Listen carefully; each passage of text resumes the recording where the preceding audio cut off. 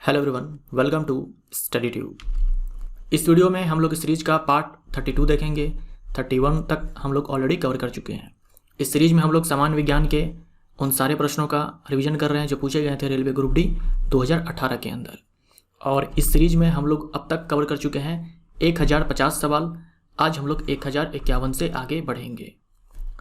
जब कोई वस्तु उत्तल लेंस के डैश पर हो तो प्रतिबिंब अभिवर्धित, आभासी और सीधा बनता है। यानी जो प्रतिबिंब है आकार में बड़ा, आभासी और सीधा होता है। यहाँ पर आवर्धित होता, ठीक है,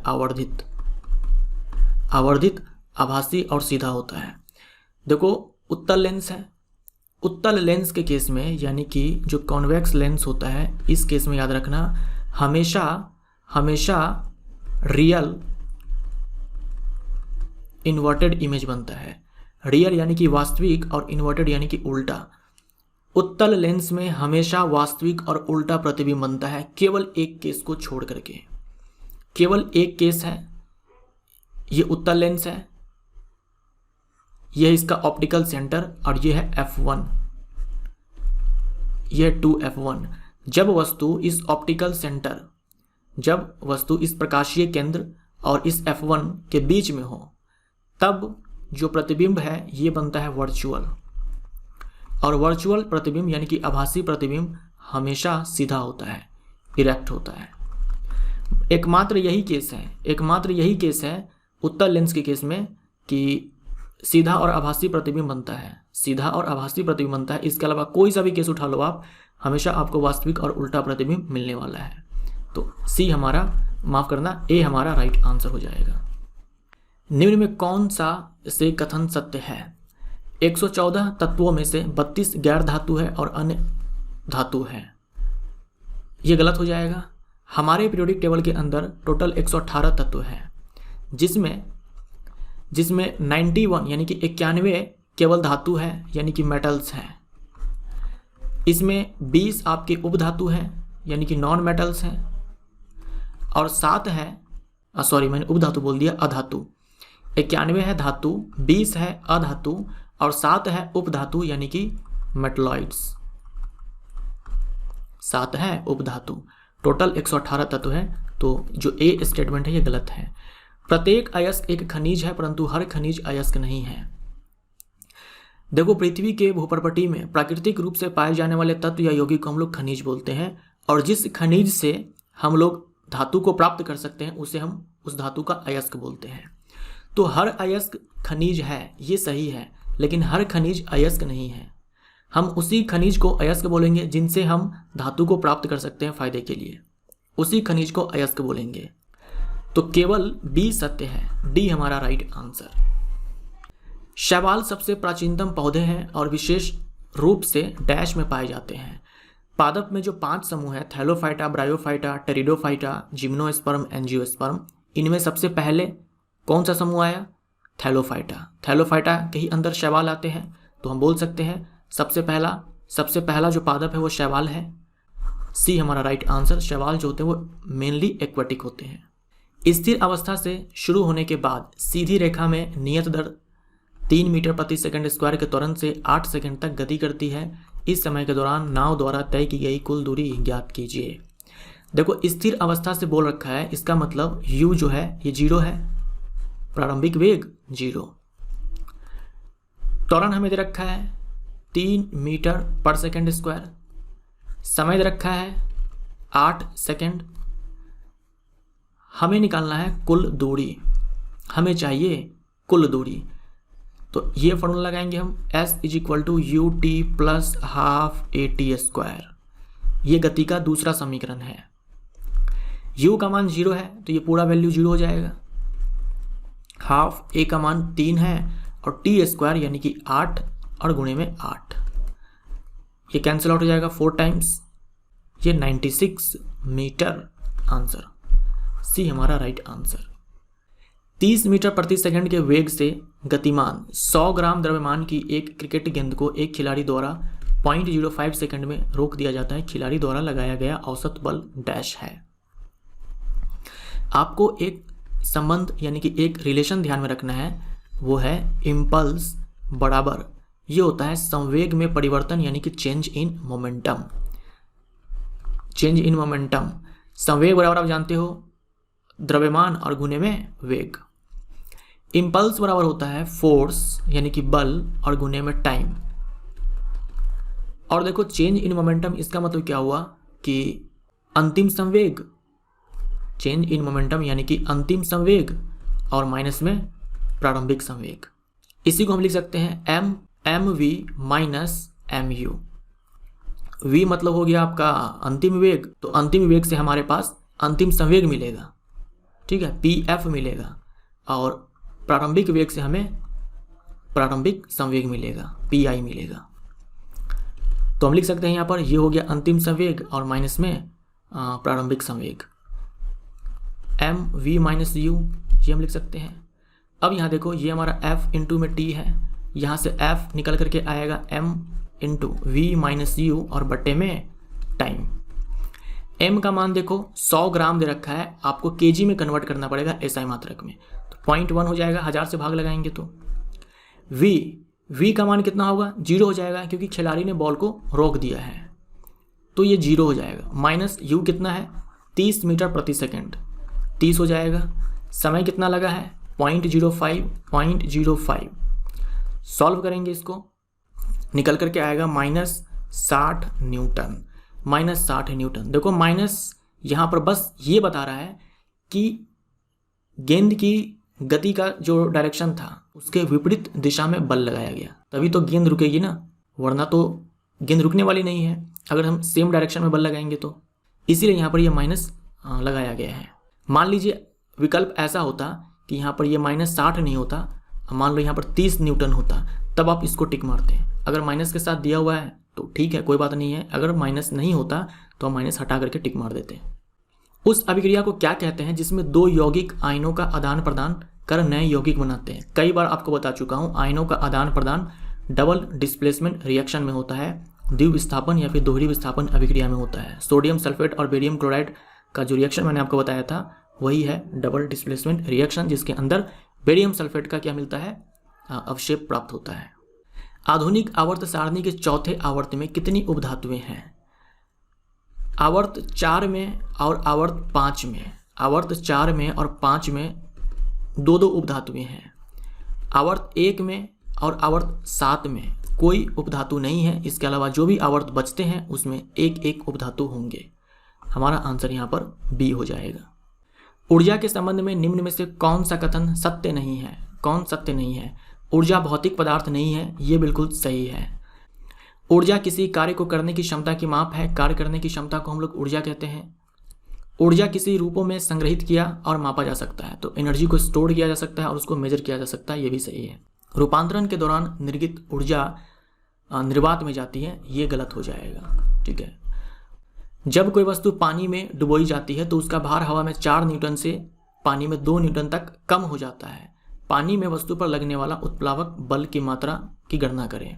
देखो कोई वस्तु था, हवा में जब ये था तब इसका भार 4 न्यूटन था, पानी में डालते ही इसके भार में 2 न्यूटन की कमी आ जाती है, यानी पानी में डालते ही इसकी जो भार है वो 2 न्यूटन बचती है, तो बाकी के 2 न्यूटन कहाँ गायब हो गए?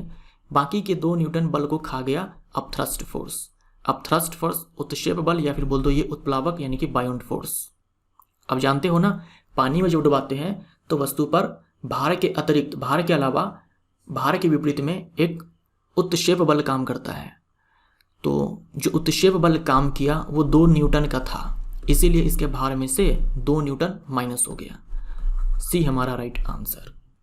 इलेक्ट्रिक मोटर एक उपकरण है जो विद्युत ऊर्जा को डैश में परिवर्तित करता है। तो इलेक्ट्रिक मोटर में जैसे हम करंट पास करवाते हैं यानी कि इलेक्ट्रिक एनर्जी देते हैं, तो ये इलेक्ट्रिक एनर्जी कन्वर्ट होती है मैकेनिकल एनर्जी में, यांत्रिक ऊर्जा में।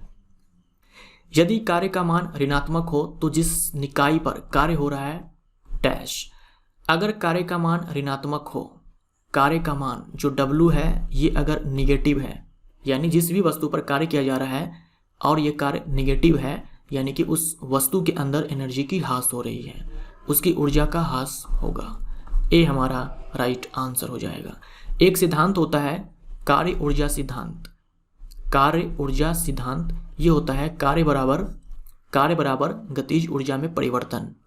कार्य बराबर गतिज ऊर्जा में परिवर्तन, ये चीज़ आप ध्यान में रखिएगा।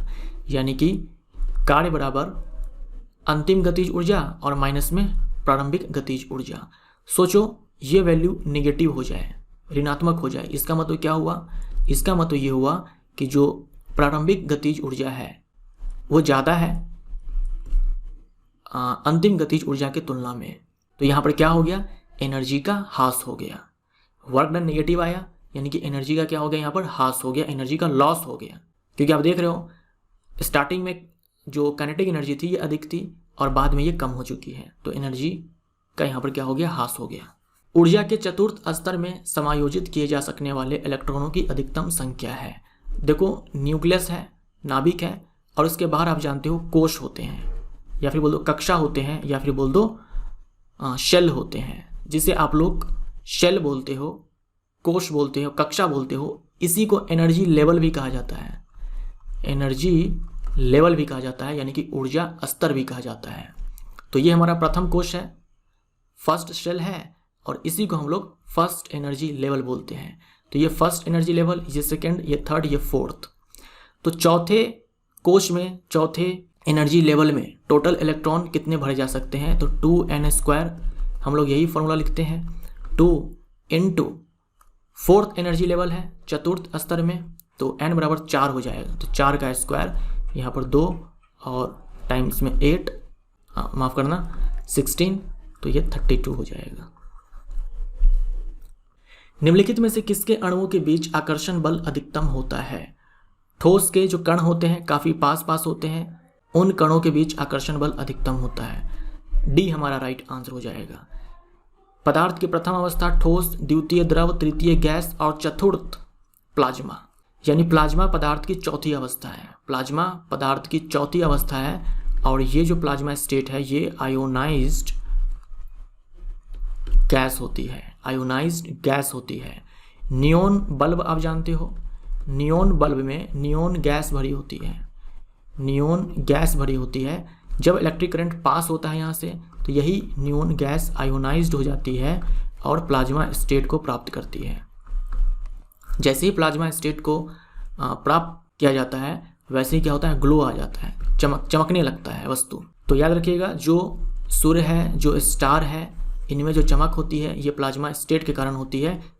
यौवन आरंभ के दौरान, यानी कि प्यूबर्टी के दौरान, श्वेत ग्रंथियों के द्वारा पसीना का स्राव होता है और वसा ग्रंथियों द्वारा तेल का। तो इन ग्रंथियों में स्राव बढ़ता है प्यूबर्टी के दौरान।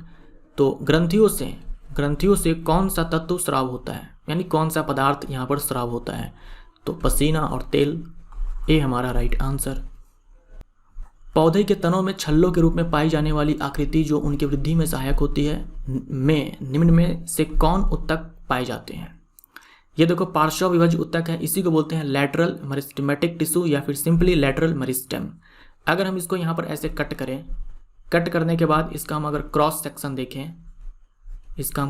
देखें, तो इस प्रकार से ये लैटरल मेरिस्टेमेटिक टिश्यू देखने को मिलेगा।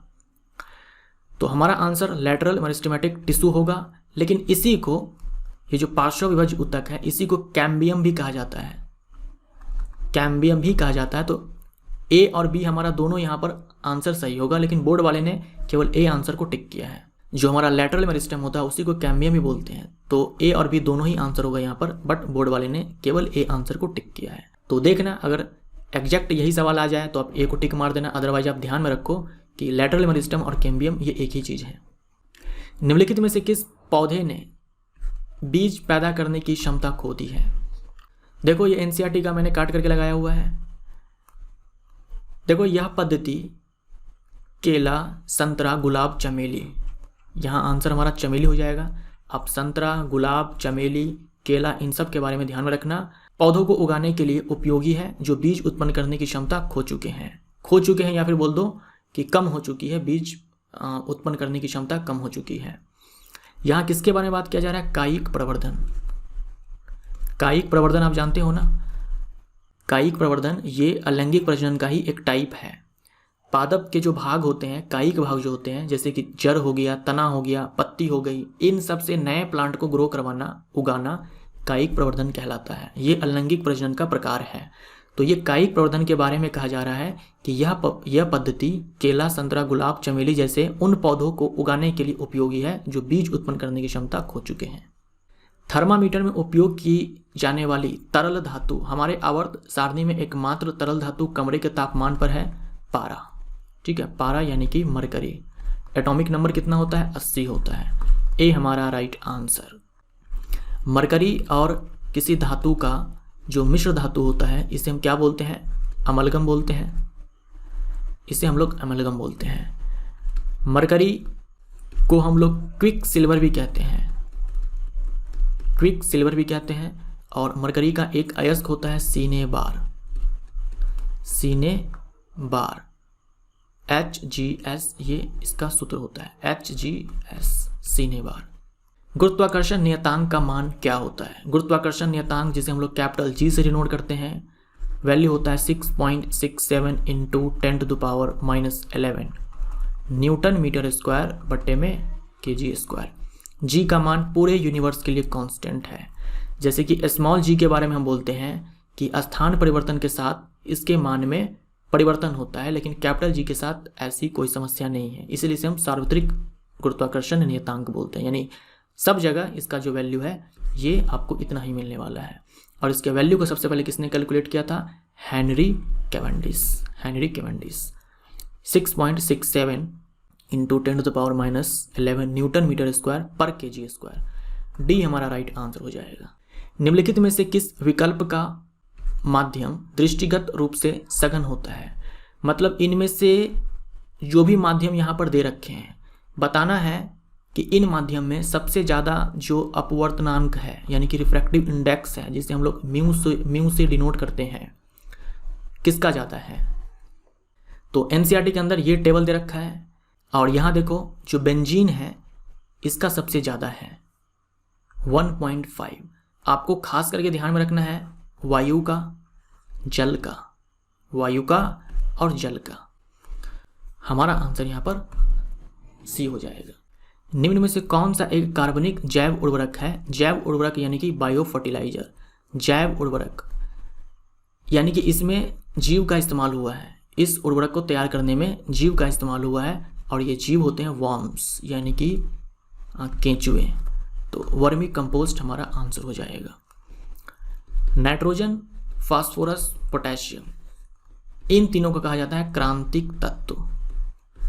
क्रांतिक तत्व, क्रिटिकल एलिमेंट्स, क्योंकि इनका इस्तेमाल मिट्टी की उर्वरा शक्ति बढ़ाने के लिए सबसे ज़्यादा होता है। यूरिया का फॉर्मूला आपको पता होना चाहिए, NH2CO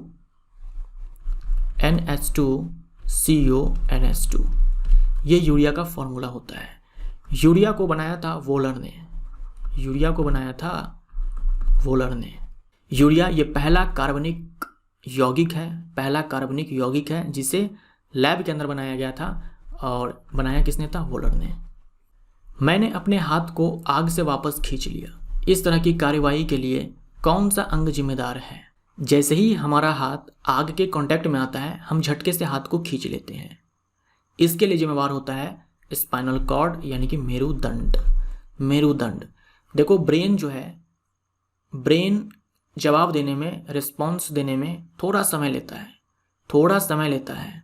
तो जब तक ब्रेन रिस्पॉन्स देता तब तक हो सके हाथ जल जाता, इसीलिए ये जिम्मा मेरुदंड के पास है ताकि ये क्विक रिस्पॉन्स दे, यानी कि जल्दी से जवाब दे कि हाँ हाथ को खींचना है, और हाथ आप खींच लेते हो।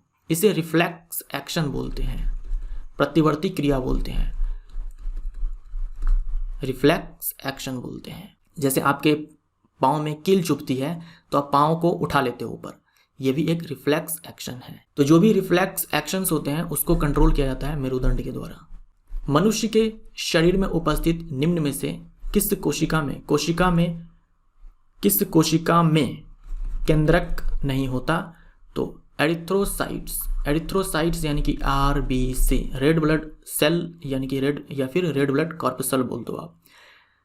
RBC का जब प्रोडक्शन होता है यानी जब RBC बच्चा होता है उस समय न्यूक्लियस होता है, केंद्रक होता है, लेकिन जब ये मैच्योर हो जाता है, परिपक्व हो जाता है, तब केंद्रक गायब हो जाता है। ए हमारा राइट आंसर हो जाएगा। आरबीसी की खोज की थी ल्यूवेनहॉक ने। निम्न में से किस यौगिक में सबसे अधिक परमाणु होते हैं? आप काउंट कर लो। यहाँ देखो, इसमें 2 ऑक्सीजन के हैं, 1 नाइट्रोजन का है, 1 हाइड्रोजन का है, तो 2 और 2 4। यहाँ देखो हाइड्रोजन का 2 है, सल्फर का 1, ऑक्सीजन का 4, तो 4 5 और 2 7। यहाँ है मात्र 3, 2 ऑक्सीजन का और 1 कार्बन का। यहाँ देख लो आप, कैल्शियम का 1 है, ऑक्सीजन के पास 2 है, क्योंकि ब्रैकेट के बाहर में 2 लगा हुआ है, तो 2 ऑक्सीजन के और 2 हाइड्रोजन के एटम्स हैं, तो यहाँ हो गया 4 और 1 5। सबसे ज़्यादा है बी में। प्रजनन के दौरान मूल कार्य एक डैश का निर्माण करना होता है। ये होता है डीएनए का कॉपी, डीएनए का जेरॉक्स। डीएनए का कॉपी बनेगा, एक कॉपी पेरेंट के पास रह जाएगा और एक कॉपी बच्चे में चला जाएगा। और जब इसी कॉपी में कोई एरर होता है, कोई त्रुटि हो जाए, तो इसी से क्या होता है, बच्चे और पेरेंट के जो कैरेक्टर होते हैं उनमें थोड़ा परिवर्तन आ जाता है कॉपी में एरर के कारण। mRNA का मतलब होता है मैसेंजर आरएनए। मैसेंजर आरएनए, इसका काम होता है मैसेज को लेकर के जाना। इसका काम होता है मैसेज को लेकर के जाना। डीएनए से मैसेज को लेकर के राइबोसोम के पास जाएगा कि हाँ इस प्रकार के प्रोटीन्स बनाने हैं। टीआरएनए का मतलब होता है ट्रांसफर आरएनए। ट्रांसफर आरएनए ये करेगा अमीनो एसिड का ट्रांसफर। अमीनो एसिड को लेकर के आएगा राइबोसोम के पास प्रोटीन बनाने के लिए। घरों, उद्योगों और वाणिज्यिक प्रतिष्ठानों में उपयोग की जाने वाली ऊर्जा को आमतौर पर डैश में दर्शाया जाता है, किलोवाट आवर में। यह है व्यावसायिक यूनिट, कॉमर्शियल यूनिट। किसके लिए? एनर्जी के लिए, ऊर्जा के लिए। ठीक है, ऊर्जा के लिए। ए हमारा राइट आंसर। 1 किलोवाट बराबर 1 यूनिट होता है और 1 यूनिट बराबर होता है 3.6 × 10⁻6 जूल। आधुनिक आवर्त सारणी में समूह 17 का प्रथम तत्व क्या होता है? समूह 17 में है फ्लोरीन, क्लोरीन, ब्रोमीन, आयोडीन, यही सारे हैं। एस्टिटीन है। एस्टिटीन ये रेडियोधर्मी तत्व है, रेडियोधर्मी तत्व है। फ्लोरीन देख लो, ये प्रथम तत्व है ग्रुप नंबर 17 का। बी हमारा राइट आंसर। यौगिक CaOCl2 का सामान्य नाम है, ये है ब्लीचिंग पाउडर। सी हमारा राइट आंसर। बेकिंग सोडा का होता है फॉर्मूला NaHCO3, ये है बेकिंग सोडा। इसमें टार्टरिक एसिड मिलाएंगे, बन जाएगा बेकिंग पाउडर। धुलाई का सोडा होता है Na2CO3, सोडियम कार्बोनेट, यह है सोडियम हाइड्रोजन कार्बोनेट या फिर सोडियम बाइकार्बोनेट। सिलिकॉन हाइड्रोजन के साथ यौगिक बनाता है जिसमें डैश परमाणुओं तक की श्रृंखला होती है, 7 या 8। बी हमारा राइट आंसर। कार्बन के बारे में आप जानते हो, कार्बन के पास ये गुण है कि ये लंबे लंबे चैन बना सकते हैं, जैसे कि बकमिंस्टर फ्लोरीन, इसमें 60 कार्बन होते हैं। सिलिकॉन हाइड्राइड जो होता है, सिलिकॉन हाइड्राइड, इसका सामान्य सूत्र होता है SiNH2n+2, जैसे कि एल्केन का होता है CnH2n+2। बस यहाँ पर कार्बन को हटा करके सिलिकॉन डाल दो। और सिलिकॉन हाइड्राइड को हम लोग सिलेन भी बोलते हैं, सिलेन। परमाणु का नाभिक मॉडल पहली बार किसके द्वारा खोजा गया? परमाणु का नाभिक मॉडल, ध्यान में रखना, ऐसा मॉडल जिसमें नाभिक की बात की गई थी, न्यूक्लियस की बात की गई थी, ये दिया रदरफोर्ड ने। रदरफोर्ड ने परमाणु के नाभिक की खोज की। आपसे पूछा जाए कि परमाणु के नाभिक की खोज किसने की, तो रदरफोर्ड ने। अगर ये बोल दे कि सबसे पहला परमाणु मॉडल किसने दिया, देखो रदरफोर्ड ने तो दिया, लेकिन ये नाभिक मॉडल था ना। लेकिन सबसे पहली बार परमाणु के मॉडल को दिया था J.J. थॉमसन ने, जिन्होंने इलेक्ट्रॉन की खोज की थी। निम्न में से कौन मानव आहार नली का भाग नहीं है? मानव आहार नली यानी कि एलिमेंट्री कैनाल। एलिमेंट्री कैनाल जिसकी लंबाई होती है लगभग 9 मीटर यानी कि 30 फीट के लगभग में। एलिमेंट्री कैनाल के भाग देखो कौन कौन से होते हैं। एक तो आपका बकल कैविटी हो गया यानी कि मुख गुहा, उसके बाद ईसोफेगस होता है यानी कि ग्रास नली, उसके बाद स्टमक होता है, और उसके बाद स्मॉल इंटेस्टाइन होता है, और उसके बाद लार्ज इंटेस्टाइन यानी कि छोटी आंत, बड़ी आंत, आमाशय, ग्रास नली और मुख गुहा, ये सारे होते हैं। यहाँ देखो वायु कोशिका लिखा हुआ है, कोशिका नहीं होता है, कोष्टिका होता है। कोष्टिका वायु कोष्ठिका, अंग्रेजी में बोलते हैं एल्वियोलाई, एल्वियोलाई। तो ये है लंग्स का पार्ट, ठीक है, लंग्स का पार्ट, यानी कि जो श्वसन तंत्र होता है उसका ये पार्ट है। देखो मुख गुहिका यानी कि बकल कैविटी, ये तो है, सही है, बड़ी आंत भी है। अब देखो यहाँ पित्ताशय दे रखा है, यानी कि गॉल ब्लैडर, ठीक है, गॉल ब्लैडर। गॉल ब्लैडर जिसका काम होता है जो बाइल जूस होता है, यानी कि जो बाइल होता है, पित्त होता है, उसको स्टोर करना। बाइल बनता है लीवर में है, लेकिन स्टोर होता है इसी पित्ताशय के अंदर। तो पित्ताशय का काम पाचन में तो जरूर होता है, पाचन में जरूर होता है। देखो आहार नली के अंदर हमारा पूरा क्या होता है, पाचन होता है, ठीक है, डाइजेशन होता है। जो पाचन प्रक्रिया है ये इसी आहार नली के अंदर होता है, और जिसके अंदर पित्ताशय का भी रोल होता है, क्योंकि पित्ताशय जो है ये बाइल को स्टोर करके रखता है, जिसका काम होता है वसा का पाइसीकरण करना, इमल्सिफिकेशन करना। लेकिन एलिमेंट्री कैनाल का ये पार्ट नहीं होता है पित्ताशय, एलिमेंट्री कैनाल का ये पार्ट नहीं होता है पित्ताशय, गॉल ब्लैडर। लेकिन फिर भी अगर मैं इसमें बेस्ट चूज करना चाहूँ कि कौन है, तो बी आंसर हमारा ठीक है, सही मान सकते हैं हम इसको। इस विकल्प के अनुसार हमारा जो सबसे बेस्ट आंसर हो जाएगा ये बी हो जाएगा। या हम ये मान कर चलते हैं कि जो पित्ताशय है इसका संबंध पाचन से है, और पाचन जो है एलिमेंट्री कैनाल के अंदर होता है। तो चलो ठीक है, पित्ताशय इस विकल्प के अनुसार हम मान लेते हैं, अदरवाइज इतने ही होते हैं। और चाहो तो यहाँ पर आप फेरिंग्स को भी लिख सकते हो, ग्रसनी को भी लिख सकते हो। निम्नलिखित में से कौन सा कथन सत्य है? एक संतुलित रासायनिक समीकरण में अभिकारकों और उत्पादों में सभी तत्वों के परमाणुओं की संख्या समान होती है। जैसे यहाँ देखिए, ये है मैग्नीशियम, ये है ऑक्सीजन, यानी मैग्नीशियम को मैंने जलाया तो बनता है मैग्नीशियम ऑक्साइड। यहाँ अब देखो, ये अभिकारक है और ये है उत्पाद, ये एक संयोजन अभिक्रिया है। यहाँ देखो मैग्नीशियम का एक एटम है, यहाँ भी मैग्नीशियम का एक एटम है, यहाँ ऑक्सीजन का 2 एटम्स हैं और यहाँ पर एक है। मतलब मैग्नीशियम क्या है, ये बैलेंस है, लेकिन ऑक्सीजन बैलेंस नहीं है। हर एक एक तत्व के जो परमाणु होते हैं दोनों साइड में इक्वल होने चाहिए, तभी हम बोलेंगे बैलेंस इक्वेशन, यानी कि संतुलित समीकरण, यानी कि ये संतुलित नहीं है।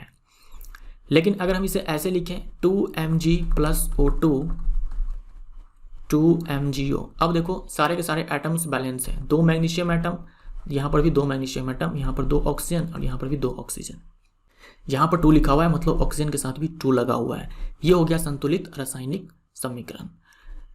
तो ये स्टेटमेंट हमारा सही है। एक संतुलित रासायनिक समीकरण में अभिकारकों और उत्पादों में एक या अधिक अवयवों वाले परमाणुओं की संख्या असमान होती है, तो ये भी सही है। तो ए और बी दोनों सत्य है। सोडियम के 69 ग्राम सोडियम के 3 मोल होते हैं। सोडियम का परमाणु द्रव्यमान क्या है? सोडियम का एटॉमिक नंबर 11 होता है, परमाणु द्रव्यमान 23 होता है। सीधा आप ध्यान में रखो, आप बना भी सकते हो। 3 मोल का द्रव्यमान दिया हुआ है 69, आपको बस 1 मोल का पहले निकालना है। 69 बट्टे में 3 करेंगे, 23 ग्राम आएगा। ध्यान में रखिएगा, जब भी आप 1 मोल का द्रव्यमान बोलोगे तो द्रव्यमान में बोलोगे, ग्राम में बोलोगे। और सिंपली आपसे बोल दे आप कि एटॉमिक मास कितना होगा, क्या करना है आपको, मैंने आपको कई बार बताया हुआ है। जब एटॉमिक मास आपको पता होता है तो आप इसमें ग्राम लगा देते हो, तो ये 1 मोल के बराबर होता है। यहाँ पर ठीक आपको उल्टा करना है। 1 मोल का 23 ग्राम दे रखा है, यहाँ पर आप ग्राम हटा दो, सिंपली 23 बोल दो। तो सी हमारा आंसर। एक प्रतिध्वनि के लिए स्रोत और परावर्तक के बीच न्यूनतम दूरी लगभग कितनी होनी चाहिए? प्रतिध्वनि किसके कारण होता है? परावर्तन के कारण होता है। पहले तो आप ये ध्यान में रखो। मान लो ये परावर्तक सतह है और ये सोर्स है, यहाँ से साउंड ऐसे जाएगी और फिर टकरा करके ऐसे आएगी। तो जो भी बंदा यहाँ पर होगा उसको पहले ये वाला साउंड सुनाई देगा, जो उसने बोला डायरेक्ट इसके कानों में पहुंचा। दूसरा, जो आवाज़ यहाँ पर टकरा करके आती है वो उसके कानों तक पहुंचने वाली है, तब जाकर के उसको प्रतिध्वनि सुनाई पड़ती है। लेकिन इसके लिए कंडीशन ये है कि ये जो डिस्टेंस है, ये जो दूरी है 17 मीटर से कम होनी चाहिए। माफ़ करना, 17 मीटर कम से कम होनी चाहिए। 17 मीटर कम से कम होनी चाहिए, इससे कम नहीं होनी चाहिए। 17 मीटर ये न्यूनतम है, कम से कम इतनी दूरी तो होनी ही चाहिए। इससे अधिक आप रख सकते हो, कोई दिक्कत नहीं है। सी हमारा राइट आंसर। टेरिडोफाइटा समूह के पौधों में नहीं पाए जाते हैं। जो टेरिडोफाइट्स होते हैं इनके पास वास्तविक जड़ भी होती है, वास्तविक तना भी होता है और वास्तविक पत्ती भी होती है। फूल नहीं होते हैं। फूल केवल एंजियोस्पर्म देते हैं, केवल एंजियोस्पर्म ही हैं जो कि फूल देने वाले पादप होते हैं। गुरुत्वाकर्षण स्थितिज ऊर्जा का सूत्र है, इसे हम लोग U से डिनोट करते हैं और ये mgh के बराबर होता है। उस वाहिनी का नाम बताइए जो पुरुष के वृषण से निकलती है और शुक्राणु को शरीर में ले जाती है। जो टेस्टिस होता है, यानी कि जो वृषण होता है, वृषण के ऊपर इस प्रकार से एक संरचना होती है जिसे हम लोग अधिवृषण बोलते हैं, एपिडिडाइमिस बोलते हैं। यहाँ से एक ट्यूब निकलती है जिसे हम लोग क्या बोलते हैं, शुक्रवाहिका, वास डिफरेंस बोलते हैं। वास डिफरेंस यानी कि शुक्रवाहिका, डी हमारा राइट आंसर। और यहाँ पर होता है मूत्राशय। इस मूत्राशय से भी एक ट्यूब निकलती है। ये ट्यूब ये जाकर के आपस में मिल जाते हैं और ये वाला जो ट्यूब है ये कहलाता है यूरेथ्रा, यानी कि मूत्र मार्ग, जहाँ से जो मूत्र है और जो वीर्य है ये दोनों ही बाहर आते हैं। दंत वल्क यानी कि दंत एनामेल किससे बना होता है? कैल्शियम फॉस्फेट से बना होता है। कैल्शियम फॉस्फेट से बना होता है, Ca3PO4 का होल ट्वाइस। बी हमारा राइट आंसर। अगर हमारे बकल कैविटी का या फिर बोल दो हमारे मुंह का pH जो है 5.5 से कम हो जाए, 5.5 से कम हो जाए तो दांतों का झड़ना स्टार्ट हो जाता है। पृथ्वी के चारों ओर चंद्रमा की गति डैश के कारण होती है। देखिए कोई भी वस्तु अगर वृत्तीय पथ पर घूम रही होती है तो उस वस्तु पर एक बल काम करता है उसके केंद्र की ओर, जिसे हम लोग बोलते हैं अभिकेंद्रीय बल। उसे हम क्या बोलते हैं? अभिकेंद्रीय बल, सेंट्रीपिटल फोर्स बोलते हैं अंग्रेजी में। तो जो हमारी पृथ्वी है इसके चारों ओर चंद्रमा घूम रहा है, इसके चारों ओर चंद्रमा घूम रहा है, तो इस चंद्रमा पर भी एक बल काम करता है यहाँ पर, जिसे हम लोग बोलते हैं सेंट्रीपिटल फोर्स। ये जो सेंट्रीपिटल फोर्स है यहाँ पर गुरुत्वाकर्षण बल हो जाएगा, ग्रेविटेशनल फोर्स हो जाएगा। समझे आप? पृथ्वी जो है इस चंद्रमा पर गुरुत्वाकर्षण बल लगा रही है और यही गुरुत्वाकर्षण बल यहाँ पर सेंट्रीपिटल फोर्स के बराबर होता है। तो हमारा आंसर यहाँ पर गुरुत्व बल हो जाएगा। गुरुत्वाकर्षण बल बोल दो या फिर यहाँ पर गुरुत्व बल बोल दो, एक ही चीज़ है। ए हमारा राइट आंसर। मान लीजिए यहाँ पर गुरुत्वाकर्षण बल या फिर गुरुत्व बल नहीं होता, कोई दूसरा बल होता यहाँ पर। मान लो मैं बोल दूँ यहाँ पर कि तनाव बल है, तनाव बल है, तब आप किसको चूज करते हैं? अभिकेंद्रीय बल को। लेकिन यहाँ पर हमारा बेस्ट आंसर ए हो जाएगा। यहाँ पर जो अभिकेंद्रीय बल है ये ग्रेविटेशनल फोर्स के बराबर है। वैसे ही मैं एक और बताऊं कि नाभिक है, नाभिक में प्रोटॉन होता है और नाभिक के चारों ओर इलेक्ट्रॉन चक्कर लगाता है। ये भी एक सर्कुलर पाथ है, वृत्तीय पाथ है। यहाँ पर भी क्या होगा, इस इलेक्ट्रॉन पर नाभिक की ओर एक बल काम करता है जिसे हम लोग सेंट्रीपिटल फोर्स, अभिकेंद्रीय बल बोलते हैं। यहाँ पर ये जो अभिकेंद्रीय बल होगा ये स्थिर वैद्युत बल के बराबर हो जाएगा, यानी कि इलेक्ट्रोस्टैटिक फोर्स के बराबर हो जाएगा।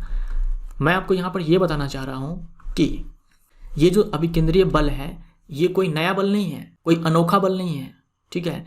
ये अभिकेंद्रीय बल ही कभी गुरुत्वाकर्षण बल हो जाएगा, ये अभिकेंद्रीय बल कभी स्थिर वैद्युत बल के बराबर हो जाएगा, कभी तनाव बल के बराबर हो जाएगा। जैसे मान लो एक पत्थर को बांध करके आप घुमा रहे हो, रस्सी में आपने एक पत्थर को बांधा है और आप उस रस्सी को पकड़ के उस पत्थर को क्या कर रहे हो, घुमा रहे हो। यहाँ पर भी क्या होगा, इस पत्थर पर एक बल काम करेगा केंद्र की ओर, सेंट्रीपिटल फोर्स कहलाएगा, वो अभिकेंद्रीय बल कहलाएगा। और इस केस में ये तनाव बल के बराबर होगा, टेंशन फोर्स के बराबर होगा। तो जो अभिकेंद्रीय बल है ये कभी गुरुत्वाकर्षण बल के बराबर हो जाएगा, कभी स्थिर वैद्युत बल के बराबर हो जाएगा, कभी तनाव बल के बराबर हो जाएगा। अलग अलग केस में ये अलग अलग हो सकता है। फास्फोरस की परमाणुविकता क्या है? फास्फोरस की परमाणुविकता ये हो जाएगा P4, चतुः परमाणु।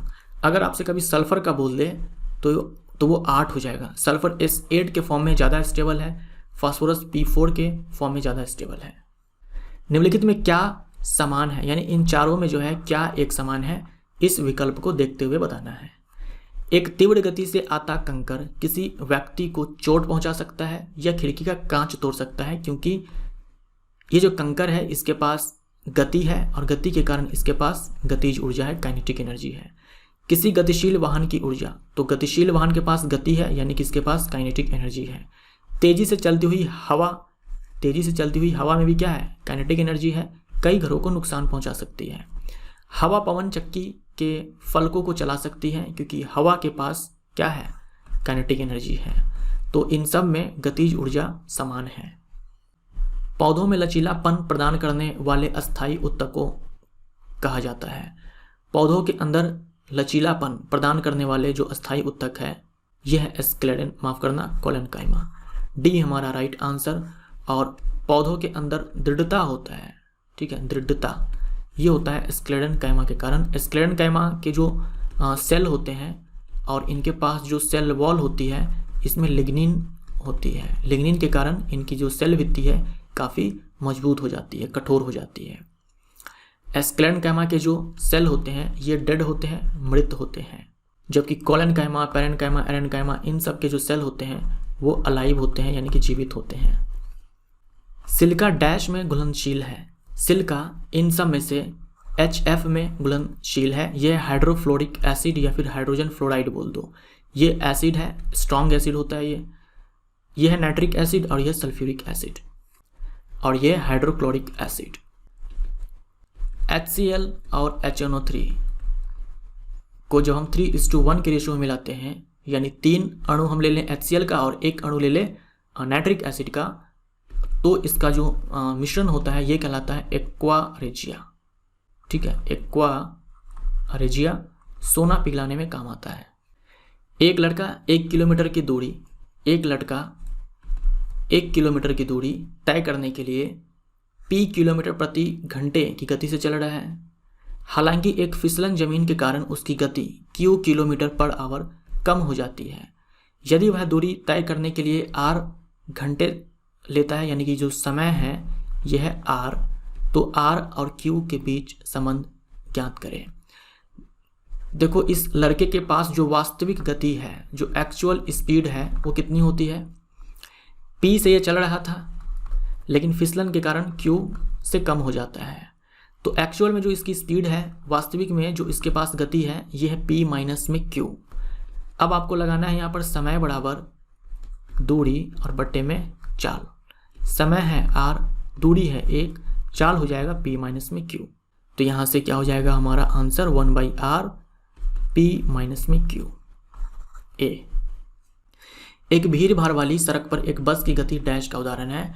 अब खुद सोचो, आप गाड़ी लेकर के जा रहे हो, रास्ते में भीड़ है, तो कभी आप अपनी गाड़ी की स्पीड बढ़ाओगे, कभी कम करोगे, यानी असमान गति से आप चलोगे। ए हमारा राइट आंसर। जब प्रयुक्त बल की दिशा और वस्तु के गतिशील होने की दिशा एक दूसरे के लंबवत हो तो क्या होगा, कोई कार्य नहीं होगा। सही आंसर है। देखो जब बल की दिशा और वस्तु के गति की दिशा या फिर बोल दो विस्थापन की दिशा ये एक समान हो तो जो कार्य होता है ये धनात्मक होता है। अगर ये दोनों ही विपरीत हो जाए तो कार्य हमारा ऋणात्मक हो जाएगा। और ये दोनों ही अगर लंबवत हो जाए तो कार्य हमारा शून्य हो जाएगा। एक ही समूह में तत्वों के समान डैश होते हैं। एक समूह के अंदर जो भी तत्व आते हैं उनके रासायनिक गुण एक समान होते हैं। ये हमारा राइट आंसर। समूह में जब हम नीचे की ओर आते हैं तो जो परमाणु का आकार होता है, साइज होता है, ये बढ़ता है।